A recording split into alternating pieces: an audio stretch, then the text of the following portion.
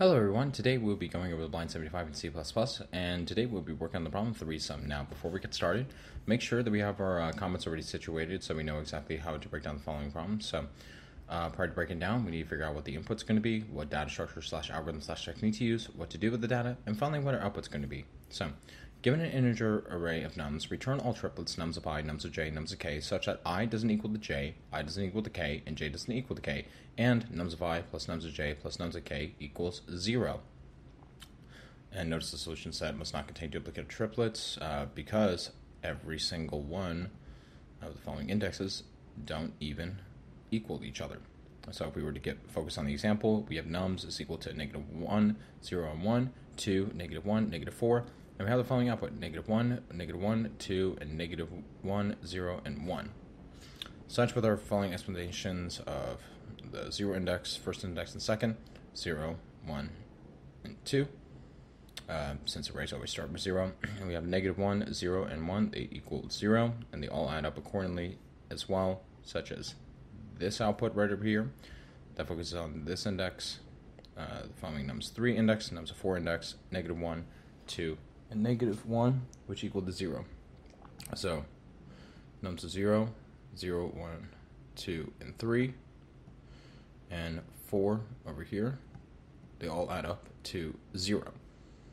And then also, if we have another example of nums is equal to 0 and 1 and 1, there are no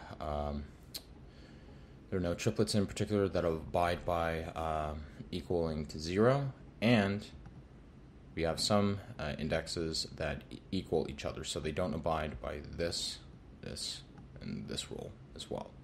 And the only possible triplet does not sum up to 0, and then explanation 3, all of the triplets add up to 0, and this in of itself will be the only one, and the explanation, the only possible triplet setup is 0. So now, breaking down the following problem, we are given input, we are given an array integer of nums, and we also need to return all the triplets. That is what we have, and all the triplets right here must not equal each other.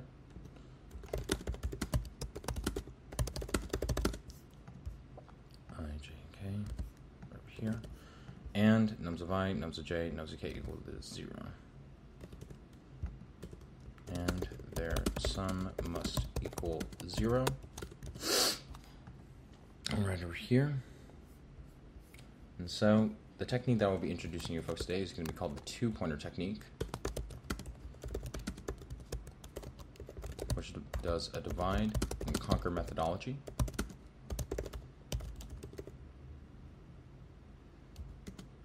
And sorts our given array to then divide each of the parts of the array. I'll also have an image as well to be able to further explain. And so to go over the steps of how to actually perform this type of technique is going to be for the following. For what we need to do first to perform 2-pointer is that we need to sort the input array, we need to traverse the array from start to end, meaning we're going to loop, and then for each element we're going to set 2 pointers, one for the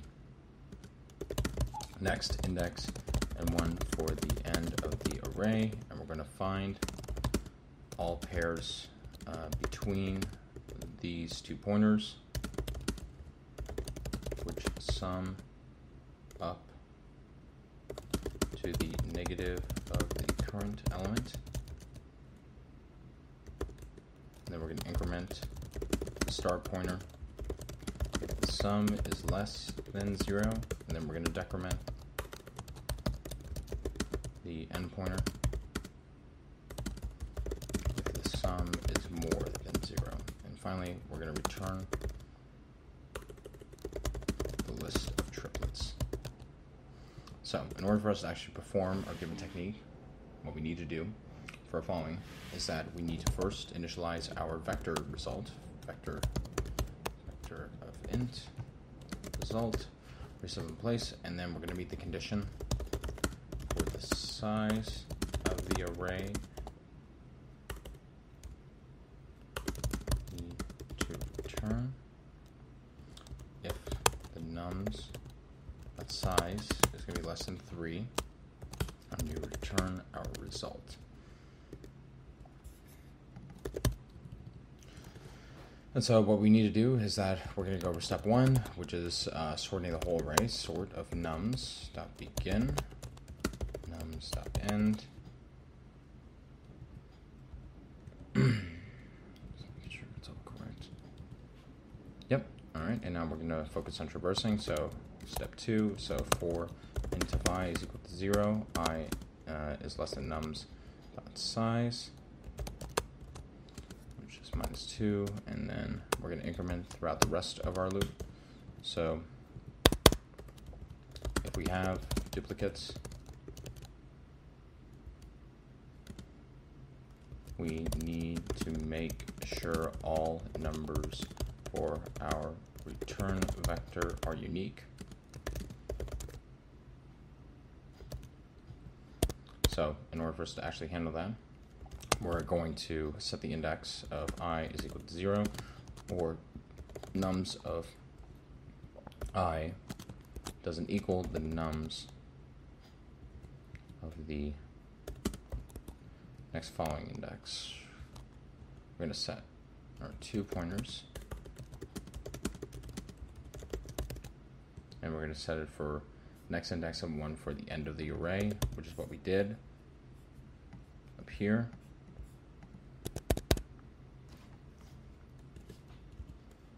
And what we will be doing is that we're going to be setting our following indexes of j and k, and j is our lowest, k is our highest, int of j equals I plus 1, and then int of k is equal to nums dot size -1, and then while j is less than k, as we set this already set in place, we will find all pairs which sum up to the negative of the current element into sum is equal to nums of I plus nums of j plus nums of k. This is how we're going to settle for the fact that everything is going to be equal to 0. So if the sum is equal to 0, what we will do is that we're going to put in the pushback result.pushback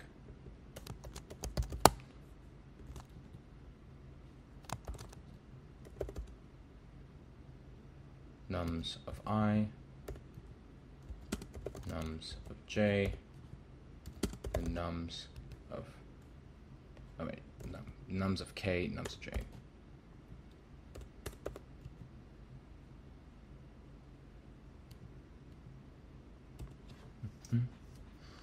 And then if we find duplicates in the array with the same element for j, so while j is less than k, we've already established that relationship, and nums of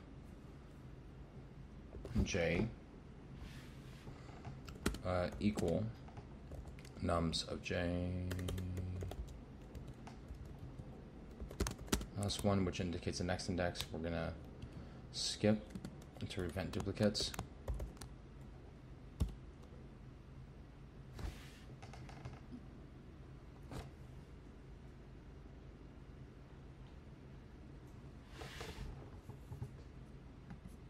Should be j over here.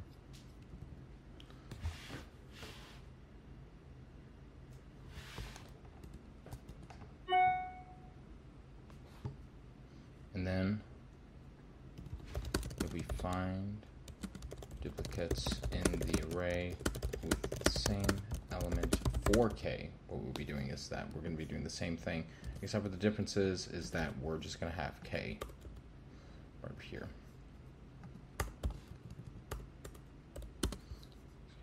J, so and nums of k here, and then k is also going to be decremented because we established a relationship between the two different pointers that we have.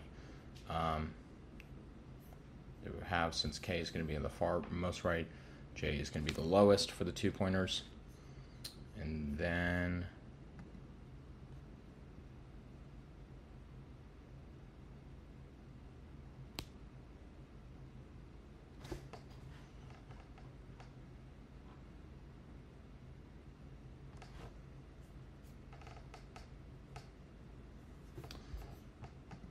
make sure that this all comes together.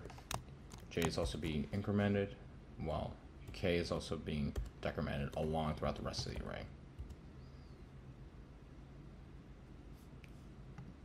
So else if the sum is less than 0, we increment j accordingly, and then finally we'll have else of k decrementing as well. Finally, we will be returning the result output as well. Return result.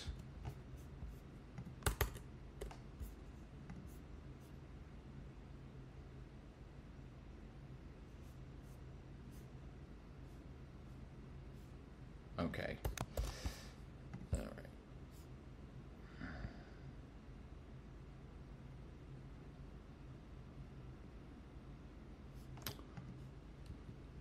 Yep, unnecessary.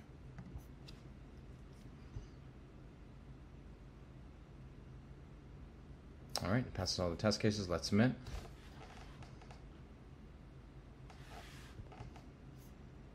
All right, and it works pretty well and efficiently. So to give a breakdown over space and time complexity for our following solution, and in fact, let me just clean this up for you folks so that way you can see exactly the whole solution that we have.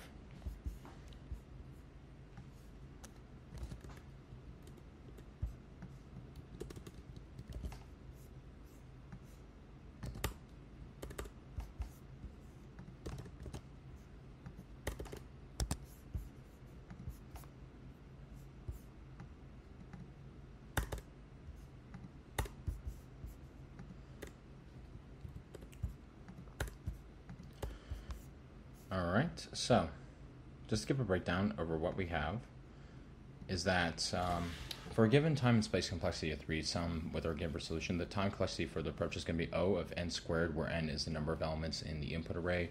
And we are using 2 nested loops that go through the array, one for fixing the current element and the other for finding the pairs that add up to the negative of the current element.